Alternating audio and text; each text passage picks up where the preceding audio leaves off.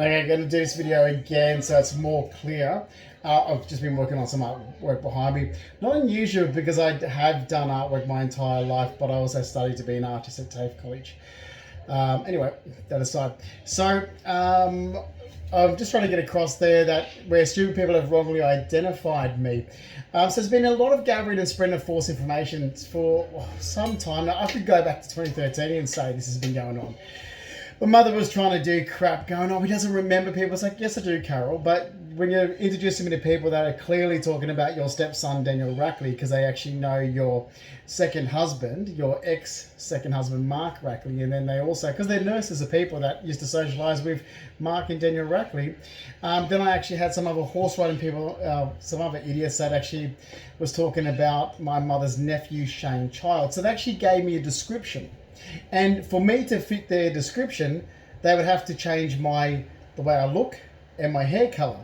And it's like, yeah, my hair color is naturally black.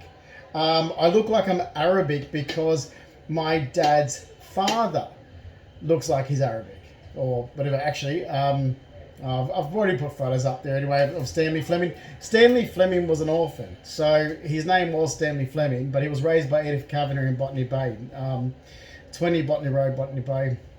He does look ethnic. That's where it comes from. So the whole Lebanese looking or Arabic looking or ethnic looking, which is right through the Fleming side, that does come from our grandfather Stanley Fleming, my dad's father.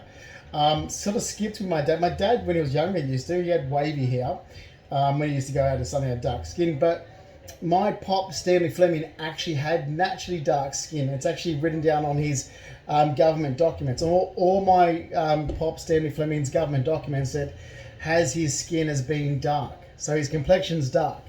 I don't have his dark skin. But what I do have is when I do get a bit of sunlight, I go really dark like Stanley. But he was naturally dark. So even in winter, he was dark. We only started looking sick and got pale when he was dying. He had, asbestos cancer is what he died from. Anyway, which is right from my dad's side. So look, and then there was this stuff about, so where I was getting wrongly identified, some idiots, like, so my mother was telling people going, I know he's from, he's raised in Tamworth. Hang on, I'm going to play there.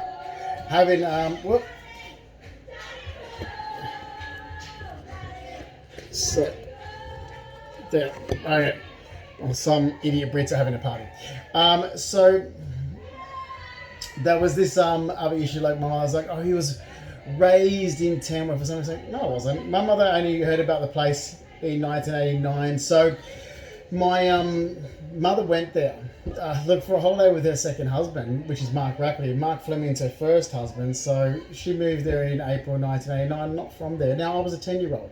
There was other stuff as well where I started getting affiliated with being close to my mum's brother. I barely knew my mum's brother growing up, and I know exactly where this behaviour is coming from. It's like, now it's not making any sense because my mum's brother and my mother weren't close because they had nothing in common. So this Denny guy, and as soon as this started happening, I started playing pranks on people going, oh, I'm doing this to look. I was being a smartass, which I really fucked over this Deb Mears idiot big time, which I can't wait to bring up in front of a magistrate. So it wasn't true what I was saying. I was just trying to play a prank back at idiots that had wrong information. So my mum's brother, we didn't grow up with. We don't have anything in common with him. We grew up going to the theatres and art galleries and so forth, and we're very different. My mum's sister, who's a low-life skank, grew up with her brother, and so did her low-life skank's children, Shane and Chrissy Childs. So, anyway, they were talking about Shane Childs, mum's nephew. They actually gave a perfect description of my mother's nephew, Shane Childs. Drove a ute from the country. I mean, his dad's from Bathurst or something. Involved in wildlife, reptiles, and so forth. And anyway, look, the description was Shane Childs. Then I had some other idiot when all this crap was going on to do where mum lives, and they described this other guy from my high school who was older than me, Justin Pascoe. And it's like, but you think like this gathering information that you're getting from, you're gathering information about other people. And I've actually just said, like, when you actually start giving a description, it's like, actually, you're describing, when they were describing my stepbrother, that was easy. Cannabis. It's like, okay, I've been anti-cannabis my entire life. And other aspects to do with Daniel Rackley and Mark Rackley. My dad's Mark Fleming, the builder. Mark Rackley's a nurse. These people are such losers of people, and these idiots are so dumb they've embarrassed themselves on a daily basis. Too, it's like I walk past them, go back home, going, "Oh my God, you do know you're up for damages of 9 years now." We're clicking the clock over, and it's now 9 years this year. So I wouldn't keep laughing at yourself. I mean, look, I look at it and go, it's about time we send a lot of these Brits back to the UK. That's me being a smartass. Whatever's gone on, I'm just like, yeah, you're dragging me into something that's nothing to do with me. So where my mother lives, I only lived there for 6 years. No issue with the area, it's just that we're not from there. So I am actually born in the suburbs of Sydney. We had a horse start in Rudy Hill. So 10 minutes from Parramatta, we had something that you can't have anymore in Sydney. We had landscape gardens, swimming pool, horse stables, and so forth, walking distance to coffee shops and train stations. Now, you can't have that anymore. So the way I grew up, you can't have. There is nowhere in Sydney you can have that, how I grew up. Mum always worked in the city. My grandparents are all from the inner city, so this doesn't make any sense, to most people. But I also spent a lot of my time growing up at Leichhardt because that's where my grandmother's from, and my great-grandmother moved back to the house that she raised her family in also April 1989, and she moved in there with her brother. So Leo Patrick Sayer, who I was always closely growing up, my Uncle Fred, great-uncle Fred, he owned the house that my nan grew up in. He had the money in the family, and so his mother's family had money and so forth. So anyway, my great-grandmother rented the house off her brother. But her brother, when he was young, so my great-uncle actually comes from Bellevue Hill, and so does his mother's sister's family and other stuff. There's all other things to do with that because Uncle Fred was first his mother's sister's son. Yeah, there's all this that goes around in front. That's why his name was Frederick Goff, or Frederick Ryan, or whatever. His first mother, so May Ryan, and then May's sister, which was Julia Sayer, adopted Uncle Fred, and he became Leo Patrick Sayer. So I know my family history very well because I've grown up with these people. Uncle Fred was still alive when I was right into my 20s, and every Tuesday I used to spend at the nursing home in John Street going up there having coffee with Uncle Fred, bring Nan with me and so forth. And that's right up, I was still working at Star Casino. So this tells you how long. So I'm working at Star Casino, going from the city. I was living at Manly then, going to the suburbs, picking up my nan up, driving back in, going to Manly. I was living at Manly, going to Leichhardt and seeing Uncle Fred in John Street because he moved out of Piper Street when he got too old, 43 Piper Street. And that house was sold in 1999. So I was going there till I was 20 years of age, to 43 Piper Street, Leichhardt. So that's always, I say it's my nan's house because it is the house Lola was raised in, but it's the house that my great-grandmother, my big nan, that's her house. So people get this confused. I'm like, yeah, that's my nan's house, big nan's house. I always called it, that's how it was. Even though it was owned by big nan's brother, it's the house my big nan raised her family in. So it's still her house. And anyway, Uncle Fred left it to little nan anyway, which is Lola. So it's still my nan's house. And she sold it in 1999. So I was 20 when she sold it. So still going to Leichhardt to 20 years of age. Anyway, there's that. There's the other issues. I mean, these people, they're dumb. I mean, and Brits are fucking dumb, man. Like, seriously, I can't believe we still let stupid people into this country. I've had to put up with shit to do with my ex-partner, Giovanni, which I've put plenty of posts up about. I don't know how dumb this guy is that he just keeps going. In 2016, I said, you might want to go back and tell the truth because the lies that you've said, I mean, it's not borderline fraud. It is fraud. You're an idiot. Although he refused to, and I was like, all right, that's your business, but it damages my life. I'm going to make sure I press charges. So look, because when I was off work, so I was mugged after work from Star Casino. That was in November 30th, 2007. Now, I could have easily returned to work, which I kept. There's a long information to do with that as well, and the legal bureaucracy. However, why I was told that to be off work by my employer. It wasn't me accepting it. I was told this. I was like, what am I going to do? I'll go back to my studies in design because I actually did study design in 1997 and I studied fine arts at TAFE College as well in 1996. So I just want to touch on that. So I did study fashion design, and idiots, this is why how dumb these useless people are. They're like, but we thought Giovanni studied fashion design. I'm like, Giovanni was an unemployed waiter with nothing, living in a share house in Kensington. The guy's a deadbeat from Adelaide.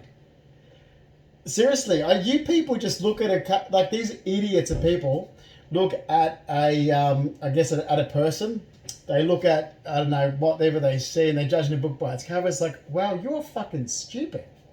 You're an idiot. This guy has done nothing. He was an unemployed waiter to get the job at the ATO because I wouldn't date a waiter. And seriously, when I'm not dating a waiter. And I actually went to my mum and said, Mum, you know, your brother's ex-partner, Kerry Adams, does she still have, like, she works at the ATO still? I know she got her son a job there. Can she try and get Giovanni a job there just in customer service? Because I don't want to date a waiter. That's actually literally what I said. And then also Mum's old secretary, Margie Clay, her current partner or husband, they're married now, Ross Goodrich, his son's wife worked there as well, and asked them, said, try and get him a job, like get him in, get a foot in the door, because, you know, he's an unemployed waiter. So, you know, customer service, I was like, oh God, look, I wasn't interested in dating Giovanni to begin with anyway.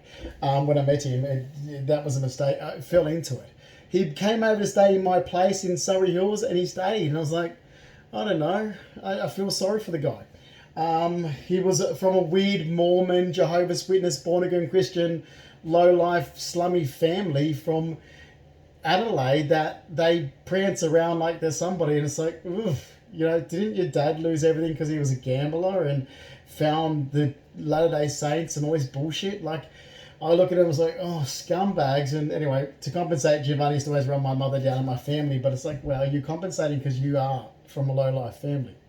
Anyway, so my studies. So I actually did get a credit for my work in design and web objects. So, yeah, look, it touched on fashion design. Everyone, I was in Regency. There we go.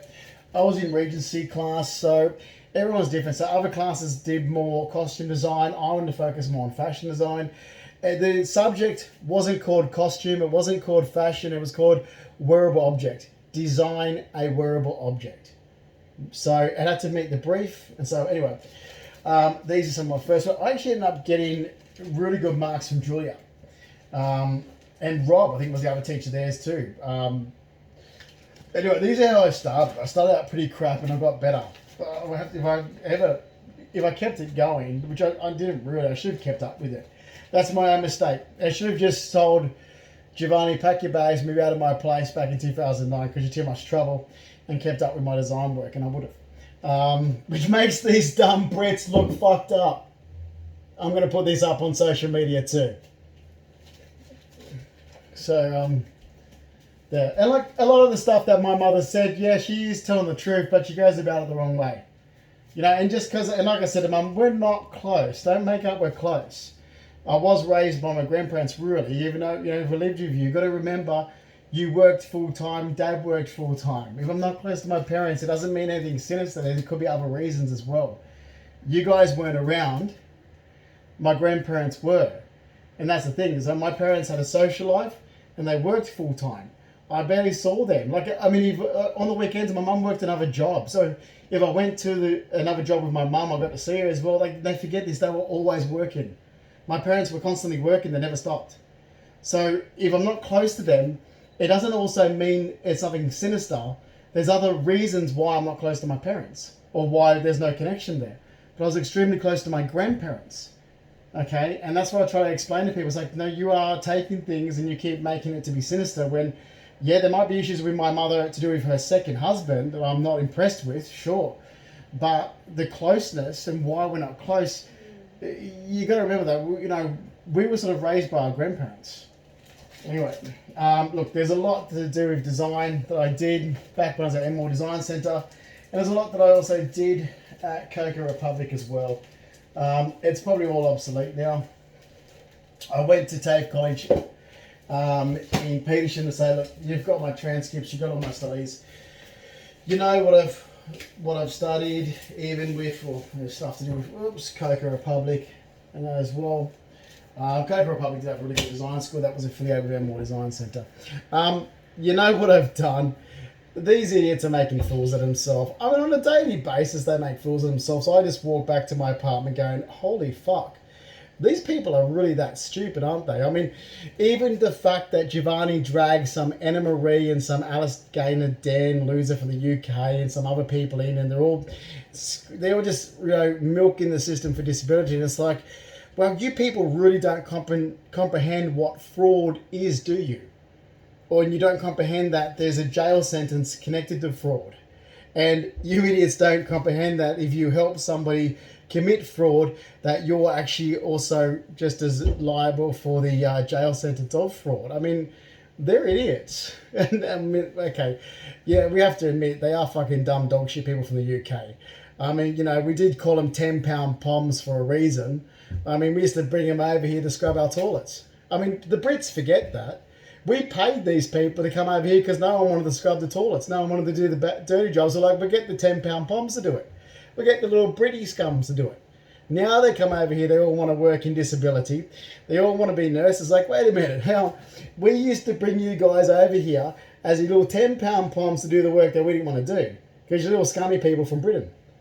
Like, seriously, they come over here like their heads are shoved up their ass, and they do, and they walk around and like, oh, because they're from the UK. It's like, mate, you're from the UK. You're not Australian. Look at the history. Forget about the bullshit how Australia was colonised. Mate, look at more recently. We paid you guys, you little 10-pound pom, to come over here and scrub our toilets. Because that's what you are. You're a 10-pound pom. The majority of them went to Adelaide, which is where Giovanni's from. So they're idiots. Now they want to work in disability. It's like, I'm looking at this crap that Giovanni scammed over the years. I'm like, wow, you don't comprehend what fraud is, do you? You don't comprehend the aspect of it. And I said to him years ago, I'm like, if this starts damaging my life, because I found out in 2013, I'm over in America and I'm going for the green card process. And I get back in some ridiculous doctor to do with my work. This George Jacobs to do with my workers' comp. Oh, I raised red flags because Giovanni was telling me this and Giovanni was telling me that. I'm like, yeah, Giovanni tells a lot of bullshit to everybody. So, I ignore it. I live my life like I'm not working for Steve Hatch Dimitri and I get phone calls from Giovanni's father going, why is my son crying on the phone? I'm like, maybe he's just been at a fisting party and he's coming down from whatever he's been using because he takes a telegraph pole in his ass. You want me? I should have said that to his dad. You want me to tell the truth? I don't know. I haven't seen your son for weeks. And that's the truth. I've been too busy working and studying. But this is what he was feeding people. He was feeding his employer this bullshit. He was feeding friggin' this weird gainer Dan, these dumb British cunts. I mean, we know British fucking idiots. The UK is dumb as dog shit. That's why they wear 10-pound poms. You know, they was feeding this bullshit to people. It's like, I even said to George Jacobs, yeah, that's not true. I'm busy studying. I'm actually working, but it's cash in hand. So I told George Jacobs put down, oh, he didn't believe me. It's like, okay, but I've also just been over in America in March 2013. I'm not here. So whatever Giovanni's told people in March 2013, if no one believed me, and it's like, well then just look at immigration. Like apparently, March 2013, this was a good one. I wasn't leaving the house. I was having one of my episodes and I wasn't leaving. It's like, how long has Giovanni been telling this bullshit for? Because I barely saw him from 2009 into 2012. I was studying, I was busy working for Steve. The only time I ever got sick, we've actually had a bad issue with meningitis and so forth back in 2010. So 3 years after that, in 2013, I got hit with bad chronic fatigue. So some days I'm getting up going, oh shit, I'm done. I've got to go back and have a lay down. I'm exhausted. Now, that's chronic fatigue. And then because of the lies that were said before that, and he telling George Jacobs he's a fucking loser. Seriously, this guy never... This is where I want my workers come open. This idiot never listened to what I said. I'm going there, I'm like, why bother going here? You don't listen to me or believe me. It's the same with Marcelo Rodriguez. I'm just going to sit there and go, no, can't do it, because you're not going to listen to me anyway. Oh, repeat back. This is hilarious. Marcelo Rodriguez, can you repeat back the words that I'm saying? Pencil, bell, chair, desk. See, I can't remember it. Or hammer, axe. All this crap. Will. And I'm like, oh, maybe I remember Will. I'm being a smartass. I'm sitting there absolutely being the biggest smartass for this, what was it they would call it? Neuropsych report. And I'm like, because you're not listening to me anyway. This fucking dickhead Jew, George Jacobs, hasn't listened to a word I said since he got involved in my workers' comp. He's a fucking dickhead. So they want to gather in the information. I'm just sitting there going, yep. I can't bother talking anymore because I don't know what I say. You're going to get it from this dickhead that's been committing fraud since I met the guy. So what do you want from me? I'm ringing up my employer all the time trying to get through to workers' comp saying, when am I getting my job back? I meant to negotiate it back in 2017 because that's what the negotiation was, return to work. Like, I can't get through to these people. Giovanni's got him wrapped around his finger with these bullshit stories. And that's what actually went on. This has gone on since August 2008, which is why I'm not backing down. It's like, hey, 2016, I went to Giovanni. I said, you might want to go and tell these people the truth. And because he wanted to keep his little scamming going, which he's benefited and gained from a lot, I'm sure his little deadbeat British UK losers of friends have also done that. He was like, oh, he didn't correct anything. I was like, all right, if this damages my life, you think that I'm going to, not turn around and start screaming criminal charges? You're damaging my life. So you damage my life. That's I don't forget about reimbursing me. What, you think I care about a measly 140,000 or my BMW where my thoroughbred horse I used to ride around in my late teens and early 20s is worth more than my BMW? You think I care about that? You just destroyed my life. You're going to get charged criminally, and the little dickhead UK buddies that supported you and your little fuckwit organisations, they don't understand that when you help someone get away with a criminal activity, that they also are part of that criminal activity? So, yeah. Yeah, nothing that had been said since I met Giovanni is true. And I said this. So, my mother was telling the truth, but she goes about it wrong because then she goes off in her own tangent. She tries to manipulate to get me to be the person that she wants me to be, which means like the same thing she does, and I don't, which is why I moved back home to Sydney after she moved. I'm from Sydney. And the funny thing is, I keep saying to people, think about it. My mum is actually born in Darlinghurst. So my mother, Carol, was born in Darlinghurst in St Margaret's Hospital, which all my nana's children were except for Marianne. When my mother was first born, my grandparents still lived in Mansfield Street, Rozelle. So my mother lived in the inner city till she was about 7 years of age, then they moved to the suburbs. My mother loves nature like you wouldn't believe. She lives 10 minutes from the town centre, but I remember, even with the backyard when she first moved in, I was giving her ideas what to do. She goes, no, I want to do it because I wanted stone, I wanted paver. I said, why don't you do pavers? Why don't you do a stone bench? Why don't you do this? I like concrete. I love concrete like you wouldn't believe. If I ever bought a house that had a front yard and a backyard, I'll tell you what, the whole backyard would be concrete and the front yard will probably be just that mondo grass in between concrete pavers. I would not have one blade of grass. I hate grass like you would not believe. I can't stand it. I can't stand lawns. That's just who I am. My mum's completely different. So, she moved to what she likes, and then I moved back home to Sydney and then lived in the city most of my life since I was, technically I was 21 when I moved permanently into the city, but when I was 20 I was staying, in the city and in the suburbs because I was working in Parramatta when I was 20. Like I say, people say, well, mum's actually born in Darlinghurst and she loves where she lives now. Where you're born doesn't make who you are. Try to get through to people, it's like, that's not who you are. I mean, Dad's Parramatta and he's at Empire Bay. Okay, given that all my family are more nautical people, and even mum's father, Reg, grew up with boats and so forth, and there's always a boat park in the front of the lawn in Kerry Road in Blacktown. Pop was a mad boater. He even worked for John Smales. Well, actually not worked, they had a business deal together. John Smales at Family Boats in Sunny Hot Road in Blacktown. Or it was either called Family Boats or PJ Boats. This crap that's just gone on, went on when I was even in America. It's like, where I'm born, where I'm raised, you're asking the wrong questions. I don't have problems where I went to high school is a completely different area to where I'm born and raised. Where I went to high school, I lived for 6 years, and a handful of people I really liked in the area. Another handful of people I thought were dickheads because they affiliated with my mum's second husband. Same here in Sydney. It's like, just because you're from an area doesn't mean you're going to like the people you're from, or wherever. I mean, I wouldn't go back to where I was in the suburbs. I mean, like I said, where we're from in the suburbs, Dunsmore Street, Rudy Hill, that whole property is a housing estate. You can't have how I grew up. Nobody can experience how I grew up. In the 80s, I'm walking distance to coffee shops, milk bars, the train station, Rudy Hill train station, around the corner on Rudy Hill Road, and then it's a massively built-up area. It's all pavement. It's all guttering. Our driveway was a massive big stone driveway. The front yard was all stone, except for when you drive up the front yard, you turn to the right, you've got what I would call the service entrance, whatever you want to call it, on a plan that will go to where the stables were. So that's on the right-hand side. And then if you keep driving ahead, that's where the garage was for the car. ahead, and then you get out, and you've got the was like a Juliet style balcony, which is like a round little staircase to the main entrance of the house. That's where we grew up, 12 Dunsmore Street, Reddy Hill. I love the place. Mum, knocks it. I'm like, Carol, think about it.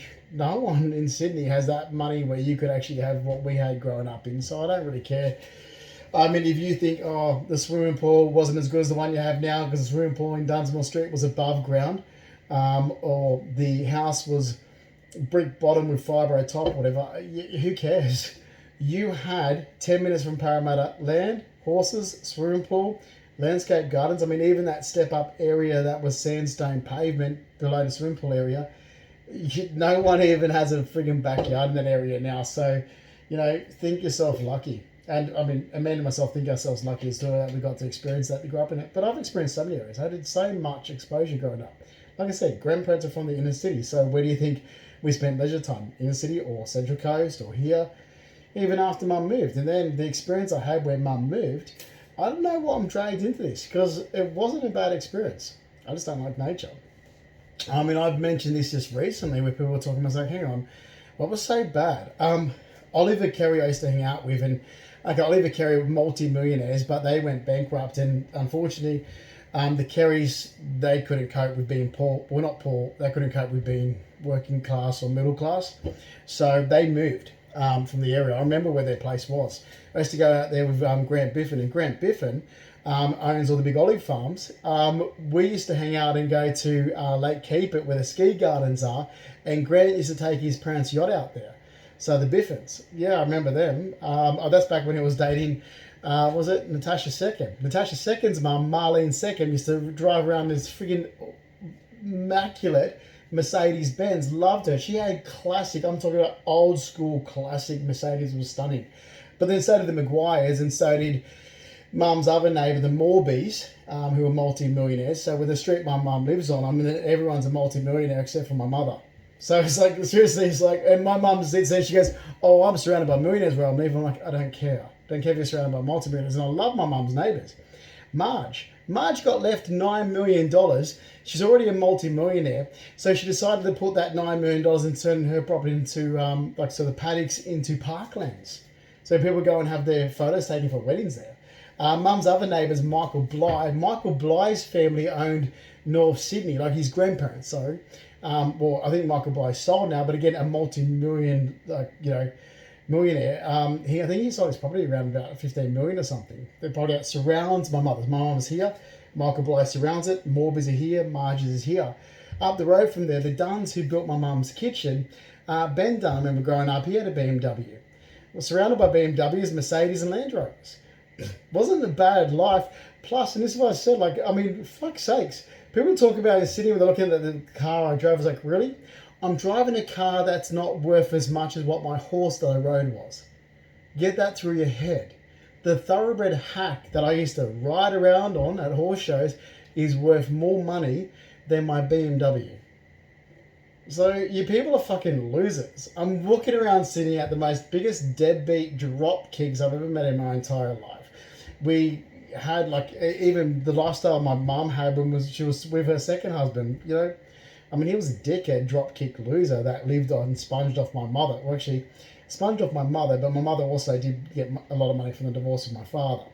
But, so anyway, none of this makes any sense. It's like you treating me like I'm somebody else, like I had an upbringing that was completely different to my upbringing. When I'm a 4-year-old kid, I'm going into the Tattersalls Club in the city with my Uncle Fred, and there used to be a theatre next door to that, because he was a member of the Tattersalls. He was a lifelong member, Leo. And we used to go and do matinees and go to the theatre and go that time we're watching Mother Goose laying golden eggs and Uncle Fred screaming out she's laying golden footballs. I still remember that. We're then going into David Jones. They had a candy shop downstairs in the basement. He used to actually fill up bags and weigh it. Seriously, we had this great sort of lifestyle. Okay, Mum and Dad were still together. Their mum was working at a legal firm in the city. Mum's over. I've actually said all this in a statement. We got to spend time over in Mossman at Clifton Gardens. I still remember their house. Ian Scholbeck's house. So Ian and Diane Scholbeck. I don't know why Mum's gone off with the friends that she's got now, because I used to like, or Diane's dead. But Diane Scholbach was one of Mum's closest friends. When Mum started working for the Scholbach, she was 16. Ian Scholbach took my mum up like she was family. And he did. Like, Ian was like an uncle to Amanda and myself, which pisses me off when Amanda forgets this. But you forget that if I was ever in trouble, even if it was a speeding fine, I ring Ian Scholbach up and go, oh shit, I'm a bit of a lair type thing. He was an uncle to us. Ian Scholbach was an uncle to Brendan Scholbach, their adopted son. I remember when his mum died and Mrs. Eagles was still alive, Diane's mother, and we're talking at the funeral. My ex-partner, John Cabina, can confirm that. I still remember their house in David Street in Clifton Gardens. I remember they raised all the swimming pool up to do all the backyard because Ian couldn't see it from the top floor of the house. I mean, had a pretty good exposure upbringing. Pretty lucky. Anyway, I mean, I haven't had to worry about. Well, Ian passed away not long after. It wasn't too long after '98 because I was hanging around. Was it Paul Catini, one of the other lawyers that used to work in his firm? And it wasn't until after, for reasons. So after that, I think Ian died of cancer or something, and then so did Diane. Diane Scholbach died October 2005 of cancer, or about that time. I remember because I'm in St Leonard's living. Mum comes down mid-year, whatever time. She's driving around. She goes, "Have you got?" And she did. She called Man and her driving around. They're driving around Mossman. I'm with John at John's restaurant.